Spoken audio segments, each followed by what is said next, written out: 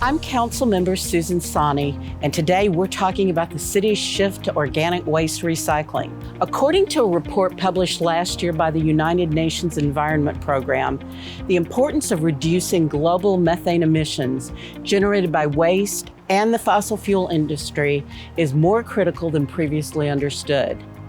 This new global methane assessment concluded that reducing emissions of methane, a greenhouse gas 80 times more potent in trapping heat than carbon dioxide over a 20-year period, is a crucial step in tackling the climate emergency. Food waste accounts for roughly 20% of the materials in California's waste streams headed for landfills.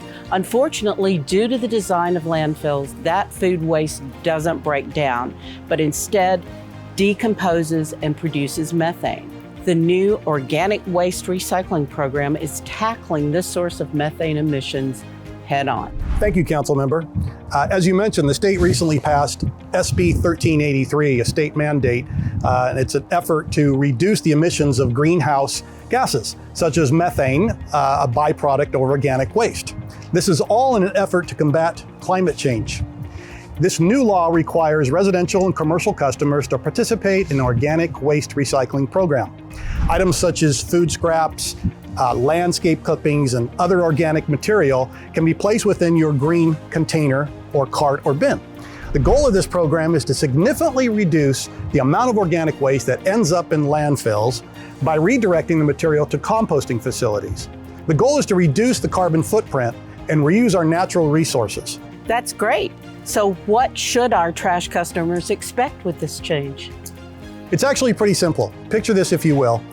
You're having dinner with your family and it's done, and you go to clean up and you have leftover vegetables, bread, other food materials. Instead of throwing those into your regular trash bin, you'd put them into an EDCO supplied kitchen caddy or a container of your choice that later goes into your green cart or bin with your landscape clippings or waste. EDCO then would come, service, and take that material to a separate facility that can be processed and recycled into many other reusable products, such as mulch or compost. Well, that sounds simple enough.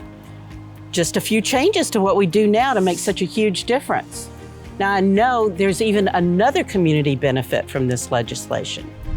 Yes, another component is the requirement for edible food recovery. This means connecting Buena Park restaurants and large food providers with local nonprofits to ensure that their surplus edible food that would otherwise go to waste be redistributed to feed people. This not only helps those experiencing food insecurities, but keeps perfectly good edible food out of the landfill. It's been great to see the city and EDCO make such a strong push to set these programs in motion as quickly as possible. In addition to these refuse changes, the City Council recently selected 100% renewable energy as our default tier through the Orange County Power Authority. This selection gives our community the choice to select greener sources for their power, like solar, wind, and hydropower. This program has already rolled out to businesses, and residential service will start in October of this year. In addition to offering greener sources of power and choice to Buena Park, the Orange County Power Authority will bring back funds to our community, building and funding new renewable projects and supporting local jobs and workers. Our two sustainable programs that are essential, providing and promoting a more environmentally conscious Buena Park, doing our part in solving the climate crisis.